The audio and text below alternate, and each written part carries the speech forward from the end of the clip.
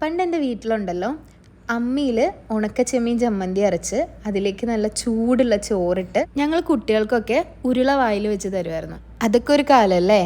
പറഞ്ഞു വന്നത് ഉണക്കച്ചെമ്മീൻ കിട്ടിയപ്പോൾ അത് ചമ്മന്തി അരക്കുന്നത്. ഉണക്കച്ചെമ്മീൻ ആദ്യം നന്നായി കഴുകി വൃത്തിയാക്കി തലയൊക്കെ കളഞ്ഞ് വറുത്തെടുക്കണം. കൂടെ 2-3 വറ്റൽമുളകും ഒരു 2 കറിവേപ്പിലയും കൂടി ചേർത്ത് ചെറിയ തീയിലിട്ട് നന്നായി വറുത്തെടുക്കണം. അമ്മിയൊന്നും ഇല്ലാത്തതുകൊണ്ട് മിക്സിയിലാണ് അരച്ചെടുക്കുന്നത്. മിക്സിയുടെ ചെറിയ ജാറിൽ 2-3 ചെറിയുള്ളി, ഒരു കഷ്ണം പുളി, വാളംപുളിയാണ്. ചമ്മന്തിക്ക് ഒരു കളർ കിട്ടാൻ വേണ്ടി ഒരു 1/2 ടീസ്പൂൺ കാശ്മീരി മുളക് പൊടി, ഉപ്പ്, ബാക്കി വറുത്ത് വെച്ച ചെമ്മീനും കൂടി ചേർത്ത് ആദ്യം നല്ലപോലെ ഇതുപോലെ അരച്ചെടുത്തിട്ട് അതിലേക്ക് നല്ല ഫ്രഷ് ആയിട്ടുള്ള ചെറിയ തേങ്ങയും കൂടി ചേർത്ത് ഒന്ന് വിപ്പ് ചെയ്തെടുത്താൽ ഉണക്ക ചെമ്മീൻ ചമ്മന്തി റെഡിയാണ്.